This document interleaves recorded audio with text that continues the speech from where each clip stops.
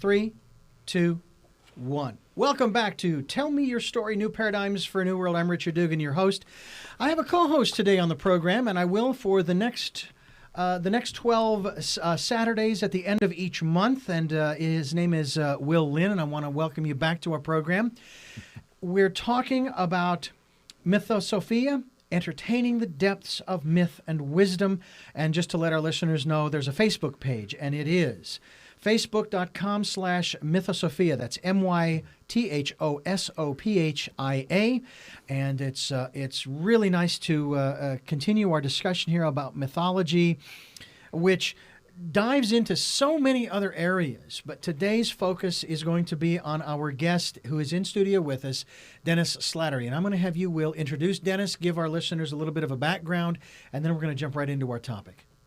Well, in the earlier segment, I mentioned just a little bit about Dennis on a personal level, but to give a real official introduction, Dennis Patrick Slattery is currently a core faculty member in the Mythological Studies program at the Pacifica Graduate Institute in Santa Barbara, California.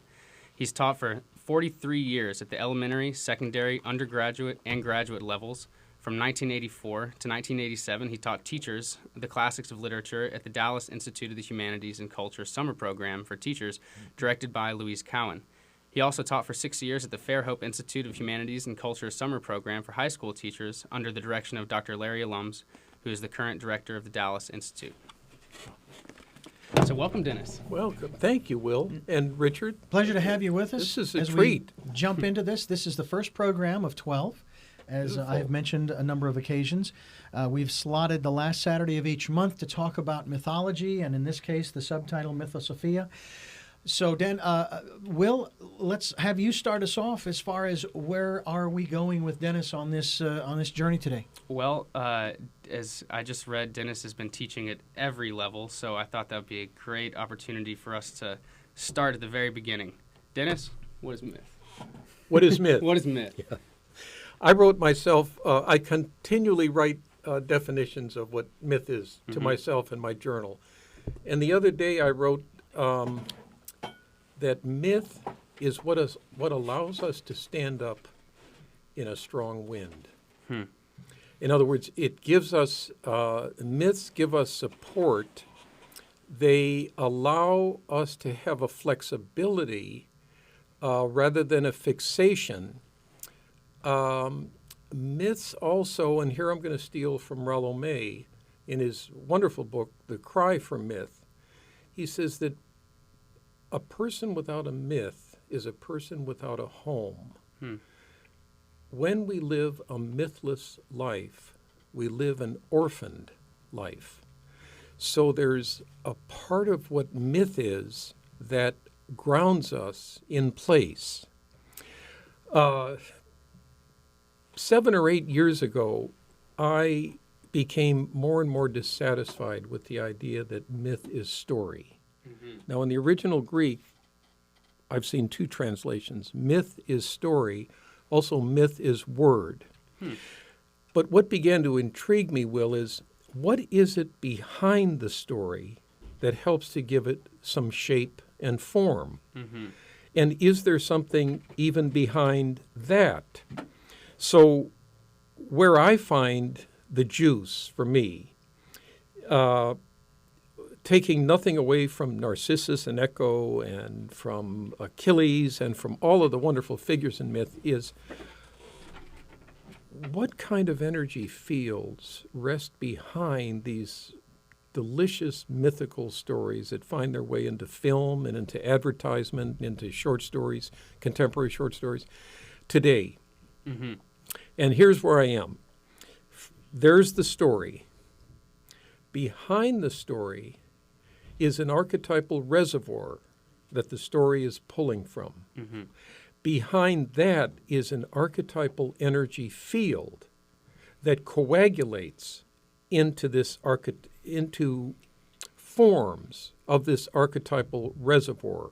And out of that, we get narrative. So it's a regress. Now, is this accurate? I've stopped worrying about being right or wrong. Is this right on the beam? Is this inaccurate? But rather to play with the idea of what myth has been, but also what myth could be. Well, it's somewhat obvious when you're talking about this reservoir in these fields. You're not just letting it pour out of your brain. It looks like you're almost there, and when you're talking about it. And so, if there's anything that speaks to its reality, it's the fact that it does seem to be a place that sometimes you can enter in. It's more than a thought; it's a feeling. When you feel this symbol, like this symbol, there's a feeling in their deeper congruity and deeper relationship. And that's part of why I asked you on, is because nobody seems to live in that reality like you do, Dennis. Thank you. Mm-hmm. And please, if you have comments or questions, because I can push this just a little bit further. Yeah, please do. So, story is shaped. One of the many things that the Greeks discovered that I find very exciting is the idea of poiesis, and that is a making or a shaping something to give it a coherent form. Mm-hmm. And that's what I think classics in literature, not just in the West, but worldwide, and also sculpture and painting. But the area that I feel like I've got a couple of things to say about is literature, poetry, and writing. So poems are one form of poiesis. Short stories another form.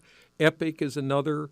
All forms of poetry, lyric poetry, are all manifestations of this fundamental ground of creative impulses that I think every human being has. Some go ahead and work towards expressing it.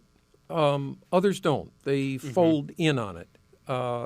So this notion of poiesis as a making is something that has intrigued me since I studied with Louise Cowan at the University of Dallas in the early 70s.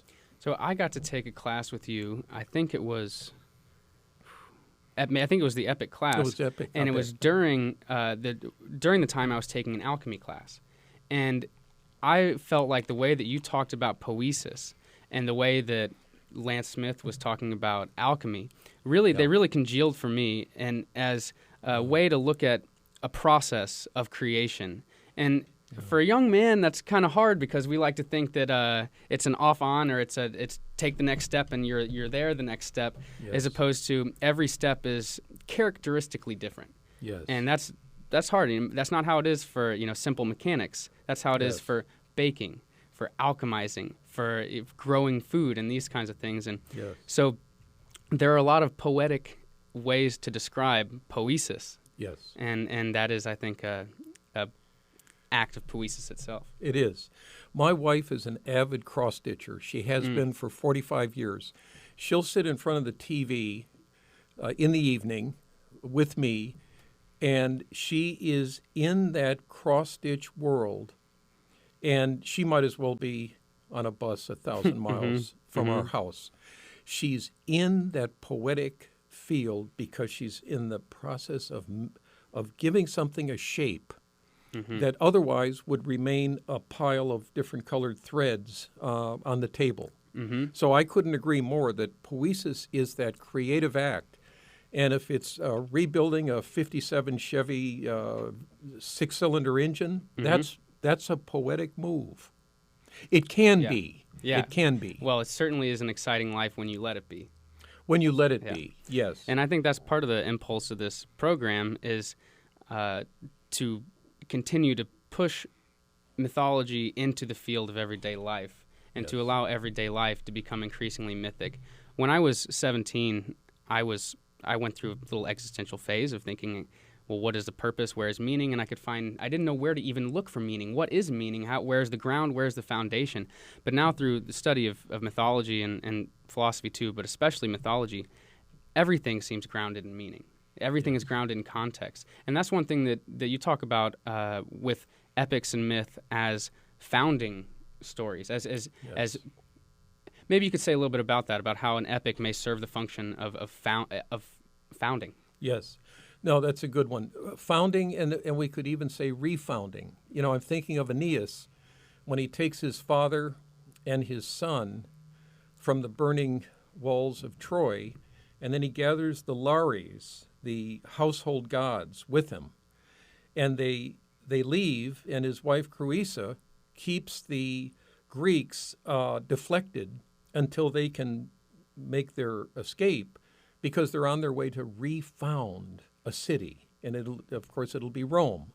So there's a movement in which something can be founded, a movement in which something can be refounded, as Odysseus, in essence, refounds Ithaca, pulling it away from the suitors who are going to level it.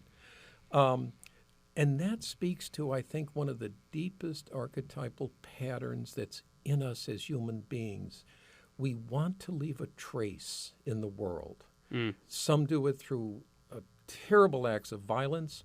Others do it by leaving a marble pietà for the world to enjoy.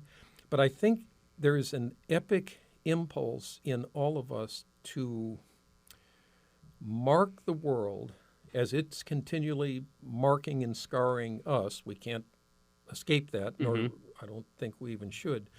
But we really want to I think we want to find something, and I think we want to found something. And those are often in that order. So these literary genres, and I'm just going to touch base with Louise Cowan's 4 genre structures that you know about: lyric, tragedy, comedy, and epic, which she developed and taught for 65 years. Each of those are movements of the soul towards a particular itinerary in life. But at the base of them, and the one that contains all of them, is epic. Because I think it's that founding principle that is implicated in all 4. You said that I think it was Rollo May, you referenced a person without a myth is a person without a home.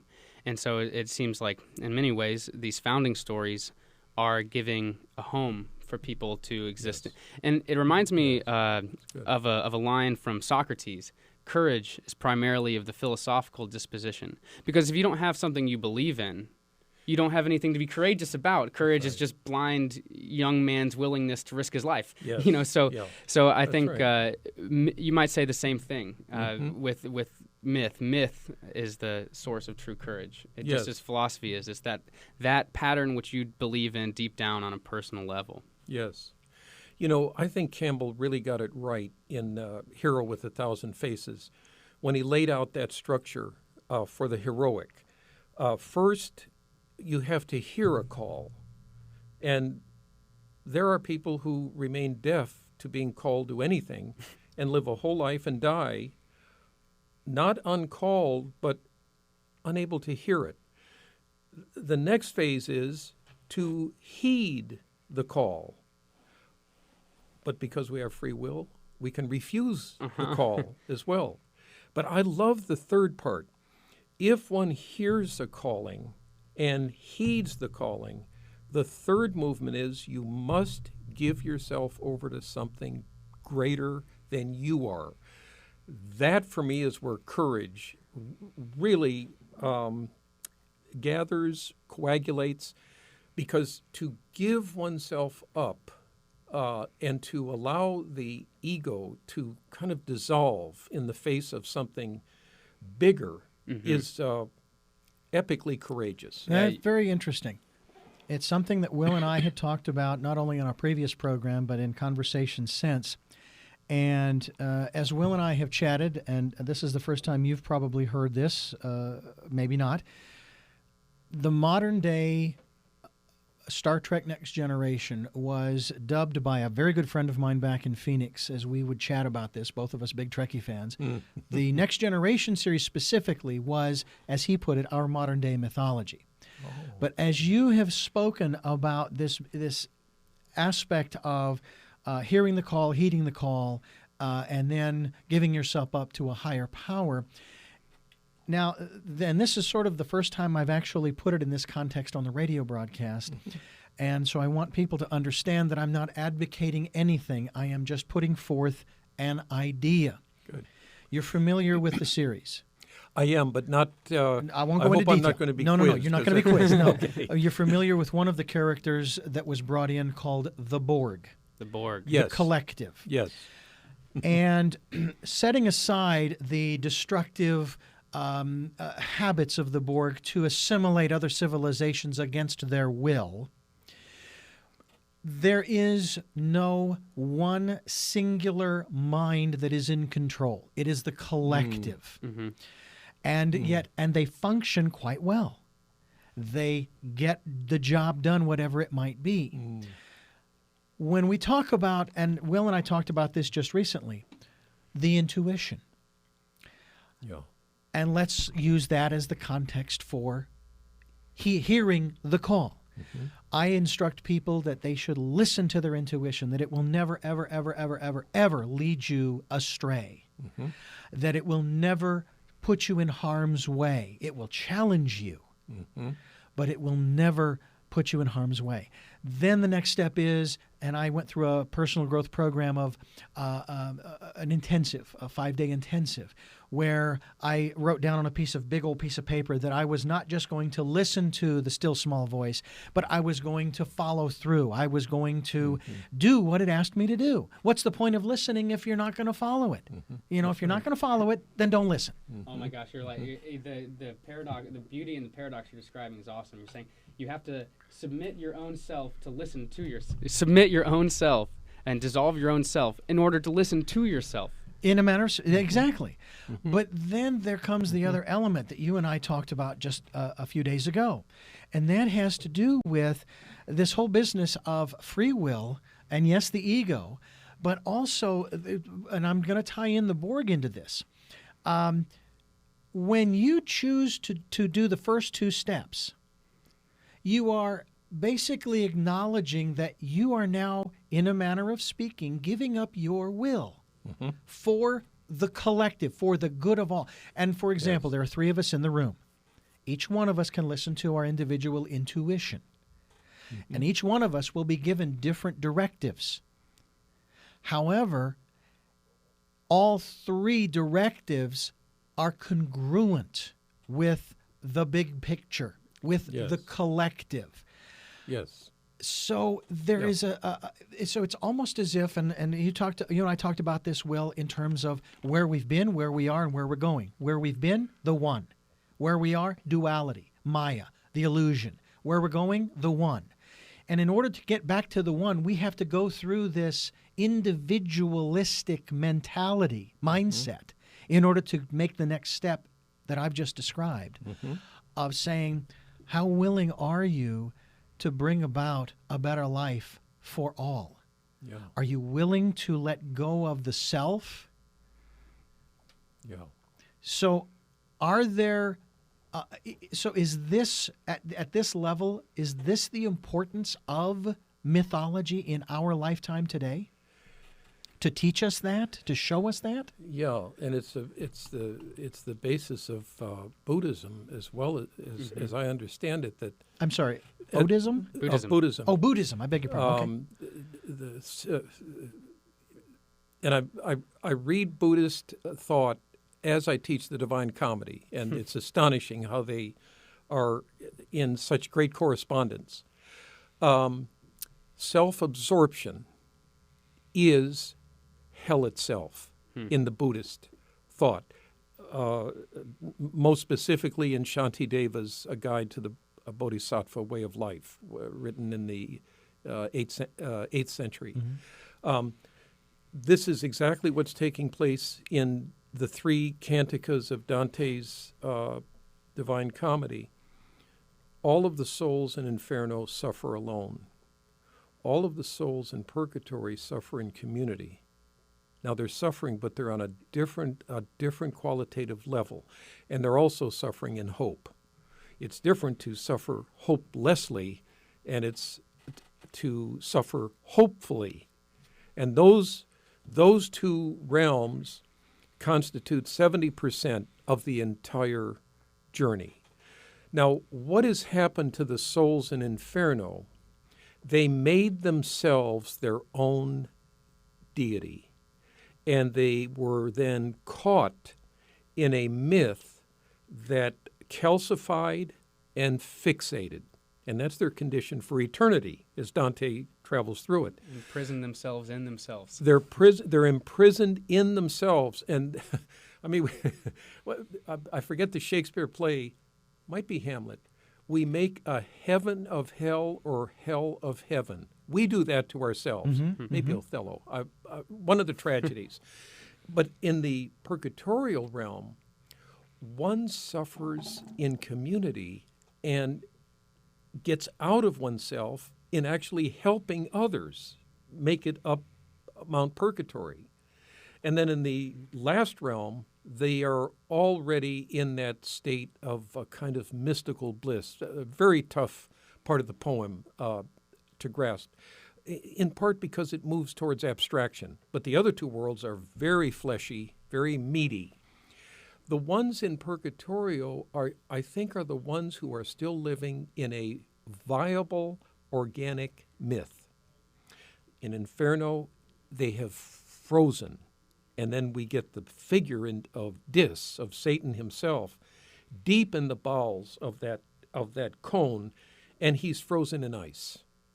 So hell, on one level, isn't about fire; it's about frozenness in ice. Mm-hmm. So, Stuck, basically. Richard, I hope that at least touched on when a myth dehydrates, becomes anemic. It moves towards fundamentalism in all of its forms. So if we look around the world today at the forms of fundamentalism, which can be about a religious fundamentalism, but maybe about fundamentalism on what you're eating. Even science. And science. Politics, science. Politics. It's an attitude, and it's a rigid paralysis. So I don't think there's any more practical discipline to study today than mythology. I think if taken seriously, it would make countries question, do we understand this adversary's myth? And given our understanding of it, is invading this country really in our best interest? In other words, my fantasy has been for years that the president ought to have a mythologist on his board of advisors, his or her. I'm going to stay the open up. Because the perspective that myth gives gets outside of policy, which itself is policy making is a mythic structure, but it is not conscious of itself in ways that I think it could be if mythically inflected. I know that a lot of people are listening, including myself, who haven't read the classic myths. I mean, Will has a pile of books over here to my left that I've never seen before in my life, let alone read. I've heard some of the Greek gods, for example. I've heard some of the, and we talked about Aesop's fables. Those are mythical stories with a moral to them, and so forth. And so when the two of you are dialoguing, I must extrapolate as much as I can from the words I do understand. Sure. And it's almost as though we sort of need a dictionary or something of this nature. So let me ask you, I know what my metaphysical primer is. Yes.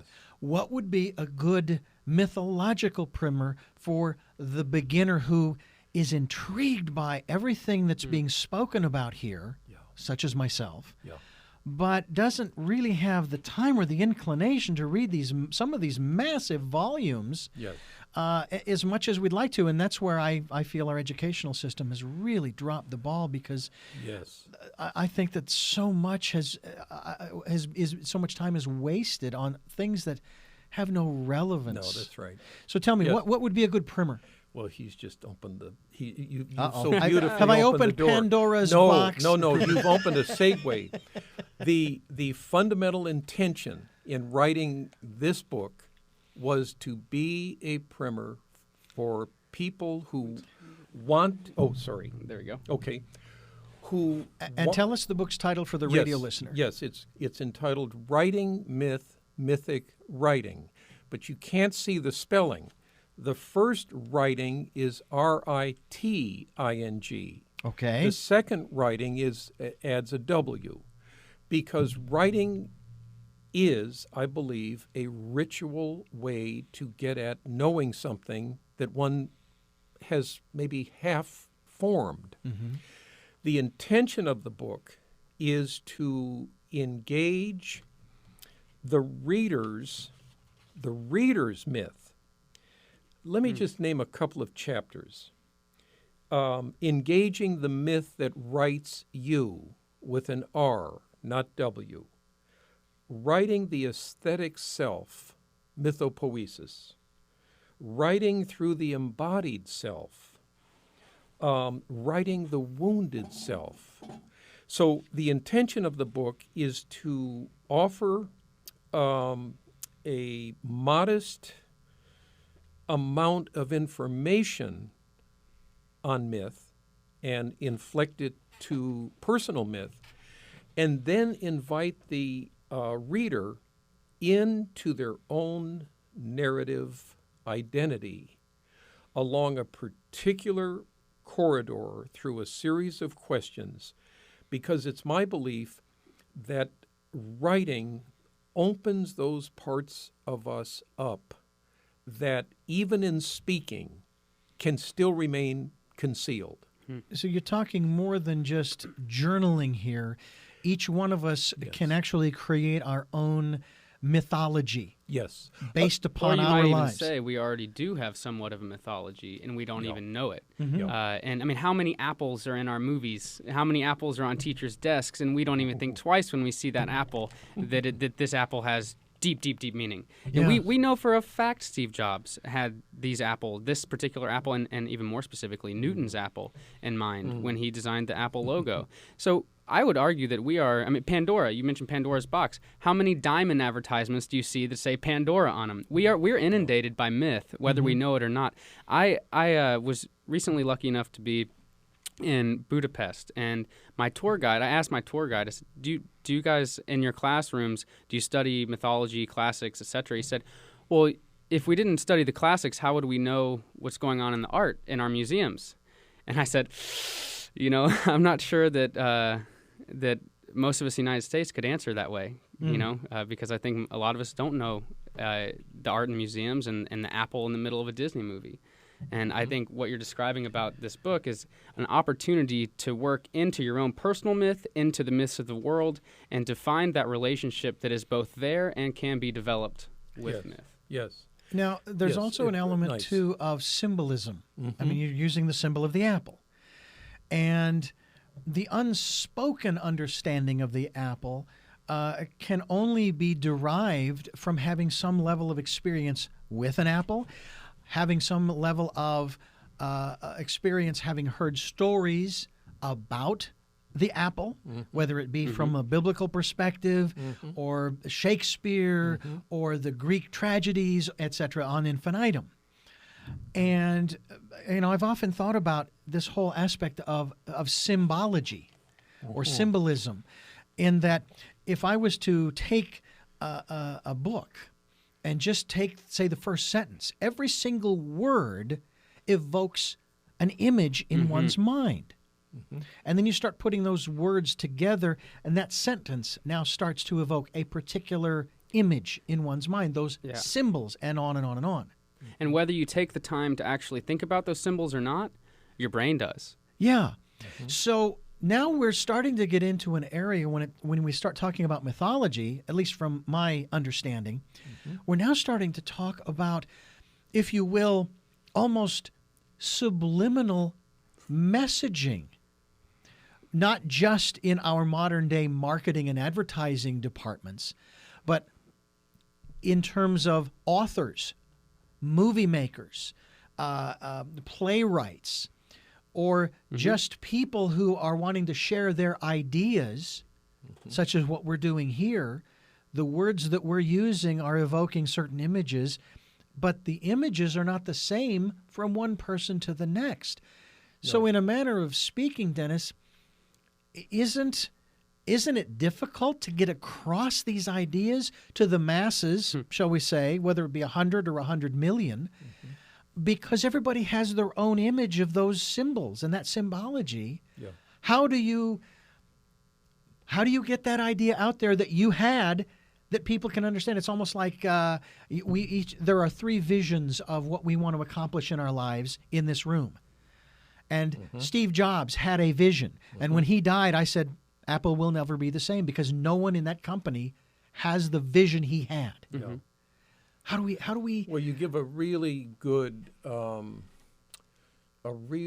foundation for the listeners, the viewers, to grasp the difference between an archetype, and that's the apple, and the specific archetypal apple that Will had for lunch.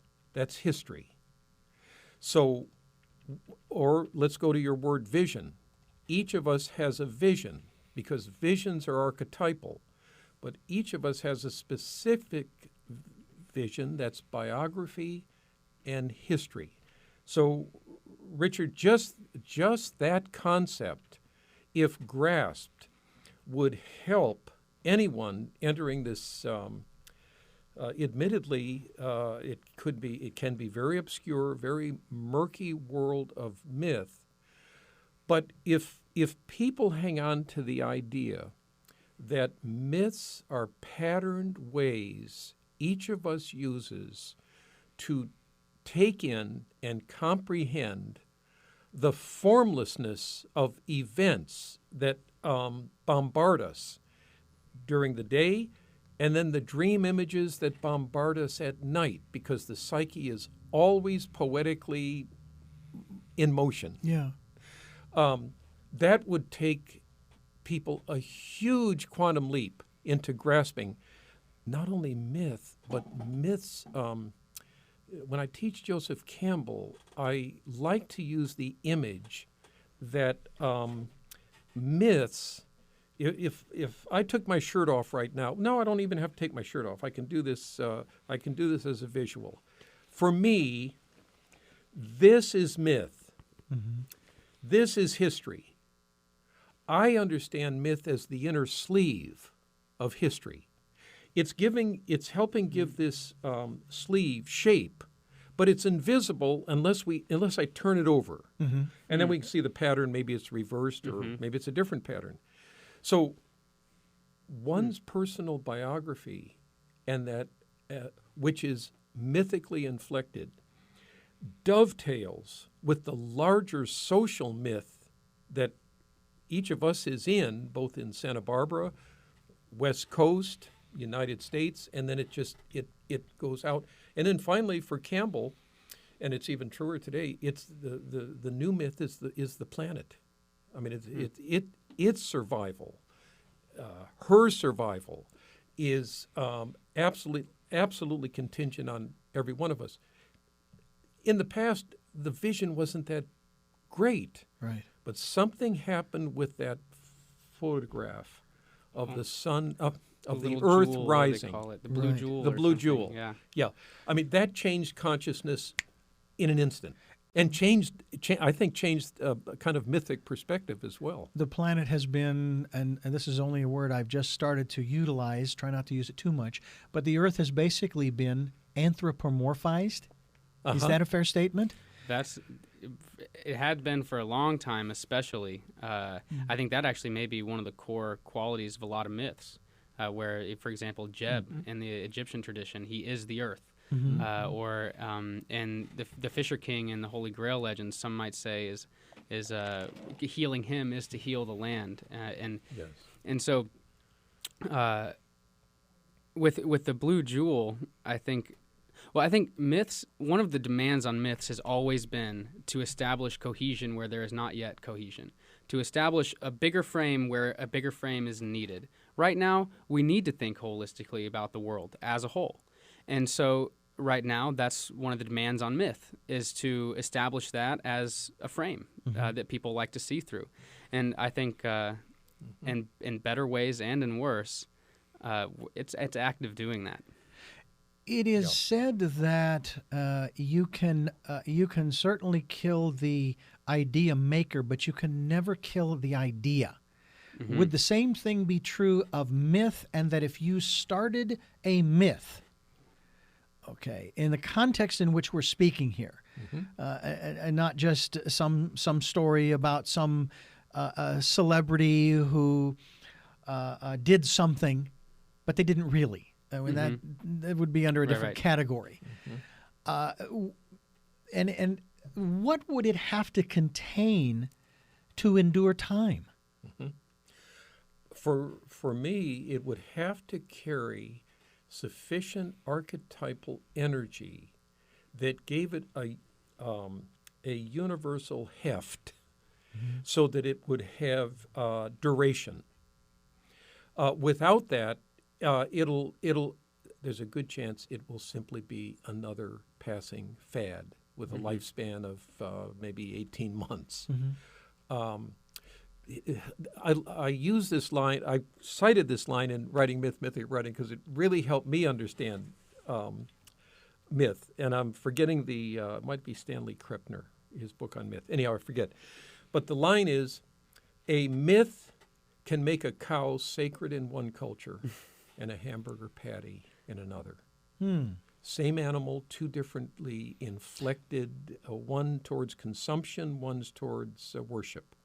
Same animal. That brilliant sentence helped me, and so I begin one of the chapters with that as the byline, because you see, Will's term is accurate. Myths are frames; they're also verbs. So we kind of myth along every day of our lives as a kind of a gerund, maybe. A little more than just embellishing. Yeah. It's more than embellishing. Yeah. But embellishing is another really rich word, because I think we are constantly embellishing our history with myth. So we're fabrications, we're fictions. We're not lies. But there's a German philosopher, Hans Weichinger, wrote a book in 1922 called The Philosophy of As If. And the subtitle, which I've never accurately memorized, goes something like this, and I'm going to embellish. The historical, religious, economic, and social fictions of mankind.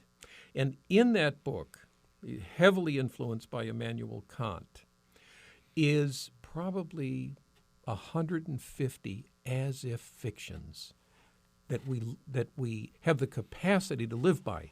Well, the more I read him, the more I want to say that myths are as-if propositions that we create to help us get through the day, if not a lifetime, or especially over a crisis, the loss of a family member, a divorce, something where we really take a traumatic hit. Do we splinter and fall apart, or does the myth that we believe in help us at least stay coherent enough to heal and maybe be reassembled in the healing? So the myth that the person is in a better place. Or that's an example. Or say you have your own personal story, and the death of this person, while it's completely about their life, impacts you in such a way that it impacts your personal story. Yeah. So I'm active in weaving that experience into my story. And so emotions are very frequently encased within a narrative. You know, emotions only come because of a narrative. In fact, if I'm happy or angry with somebody, it's probably because I'm telling myself a narrative that makes me happy or angry about that. And so, I might ask you to say just a little bit about James Hillman's a way of describing soul making, because it's somewhat what we're talking about, and I know that both he and Louise Cowan are major mentors and influences on you. So yes, maybe you could say a little bit about soul making. Yeah, 2011, the fall of 2010. By way of preamble, my wife had suffered a pretty serious stroke, and we had plans for that fall with my not teaching out here, which we then scrapped. So we needed to get her back as much to herself as is possible. So one thing that called me in that period was Jim's Revisioning Psychology, initially published in 1975. Yeah, you've got a copy there. That's great. Now talk about a mythic text. This is you can't beat his thinking, which is actually mythopoetic. It's both. And I spent 4.5 months reading that 3.5 pages a morning, and wound up with like 135 pages of single-spaced handwritten notes. I think my handwritten notes rival the number of words in that page. But the part that gripped me was pages 99 to 104, pathologizing as mythologizing. And you could, a reader could meditate over those 5 pages. Now, Will's going to prove me right or wrong, see if my memory's working. That's the myth section right there. Yeah, that's it. Those pages in what he uncovers about the nature and function of myth is, number one, worth the price of the book. And number two, you could read and reread those 5 pages for the next several years, being provoked into new ways of thinking about how myth is. Another line from Jim's book, since we have it out on the table, page 71 or 77. Will's going to check me and catch me now. The soul can do without its therapists, but it cannot do without its afflictions. For James, we grow, we become most mythical when we're suffering. It's not that we have to go out and look for it. Life will bring it to us. Yes. in platters sometimes, in horrific ways. But when we're knocked off the normative and the conventional place that we all like to inhabit most days, because it lets us get things done. But when pathology enters our life, all bets start becoming questionable. And it's in those moments that the myth that we're in may have its best opportunity to be reformatted, restructured. I remember reading the meditative lessons of St. Ignatius Loyola years ago, and he wrote that out of an experience that he had when he became deathly ill as a young man and almost died. And in retrospect, he said, that was the best thing that ever happened to me, because it took him deep. I think he was probably deep anyhow, but it took him into places, as it did with Jung in his own crisis. So these places where pathology enters, and we don't need Jim Hillman, God bless him, and thank you, Jim, for writing that, to know that when we suffer pathology, something big starts to shift in us. If I can circle back to some things you were saying earlier, from a point of view from a linear point of view, depression and problematic periods in our life are just purely negative from a linear point of view. But if you appreciate poesis and process, then the darkest and most difficult parts of our lives can become part of a story, can become part of our growth process, and they often are. But it takes a point of view that's not simply linear or not simply APA Right. to appreciate that. And so I found one quote that seems to be maybe a peak of what you're talking about, and from Hillman's words. So I began by examining various psychological syndromes as if they were mythical enactments, as if they were ways in which the soul is my medic of an archetypal pattern. Mm-hmm. And I think that's... And beautiful, and you touched 2 as if clauses. Yeah. Because Weihinger not only influenced Jung, Weihinger is cited several times, I don't want to overdo it, but several times in Revisioning. There's something about that as-ifness that lets us be fictions with approval. It's not like, well, you're lying. No, we can't help being partly narrative. Mm-hmm. And when we are, it's not linear. It's more like a spiral. Or a labyrinth. Yeah. The geometry changes from that kind of egoic, cause-effect, linear. Must put foot forward. Yes, Yeah. and there it is. But when we go to the as-if world, then we start moving in different psychological and poetic Dances. ways. Yeah. Yes, and music and I hate to throw another element into the mix, especially because we're running short on time here. Oh, But I'm yeah. going to throw this out anyway, and let's just say we have about 5 to 7 minutes left. okay. Where does truth fall into the mix? Uppercase, lowercase. Okay, and now, all right, now define for me the difference between uppercase and lowercase. Well, the uppercase truth would be a kind of absolute, and a lowercase truth, that would truth, be the fundamentalism aspect. yes, Okay. and I don't want to discard the idea that there are certain things ontologically present, metaphysically palpable, that are in fact capital T truths.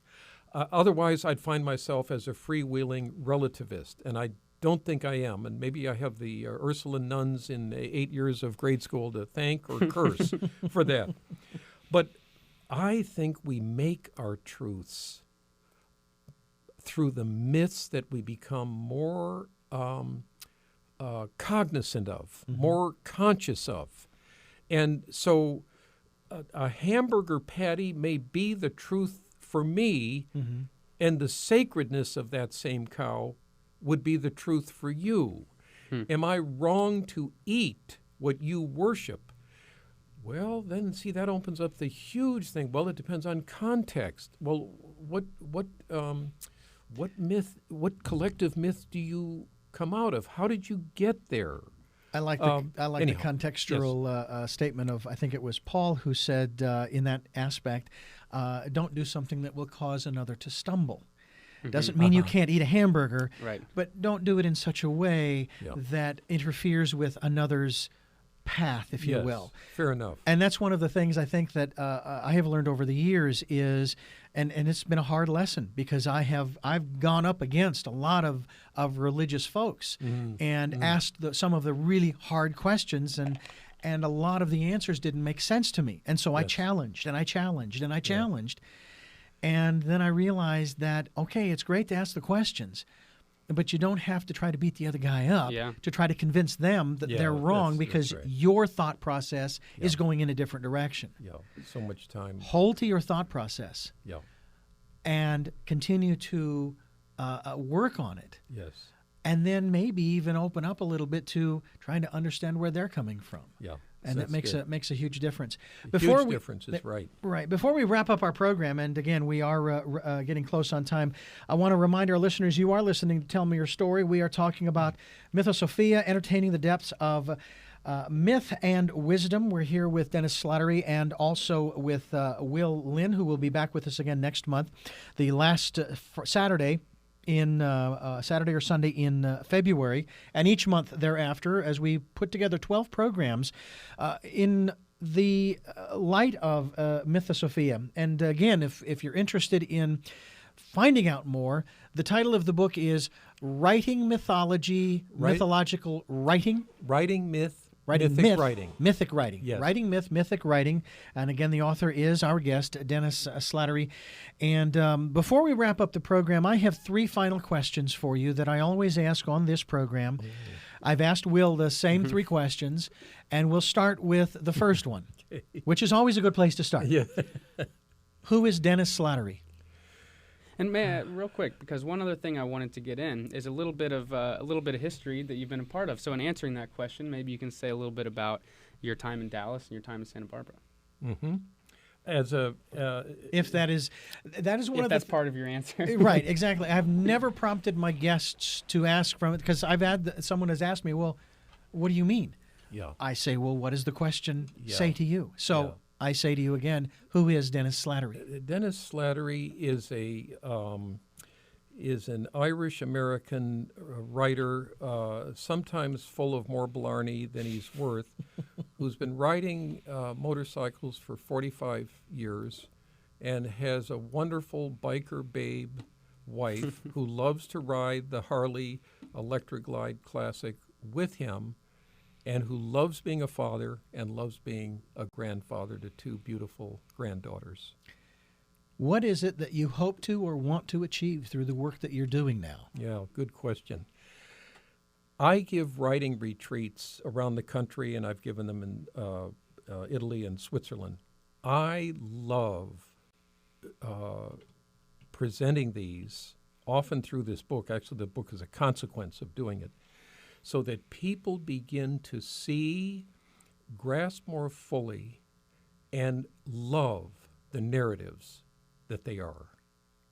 Hugely important for me to continue to try to do that. And how powerful are we as human beings? I think we're the most fragile things on the planet, the most dangerous thing on the planet, and I think our power is almost approaching infinity, and that may be our greatest shadow. Well, I have to say that I always hate for these kinds of programs to come to an end. And we're going to have to somehow make a way to have him back on the program again in the near future. And Will, thank you for sharing this time with me. Good job. This has Thank been you, Richard. great. Thank you, Good Dennis. job. I'm Richard Dugan. This has been Tell Me Your Story, New Paradigms for a New World. Mythosophia, entertaining the depths of myth and wisdom. Again, facebook.com/Mythosophia if you would like to get more information about what we're talking about, as well as see the videos that will be available. And until next time, I'm Richard Dugan. Love to Lal.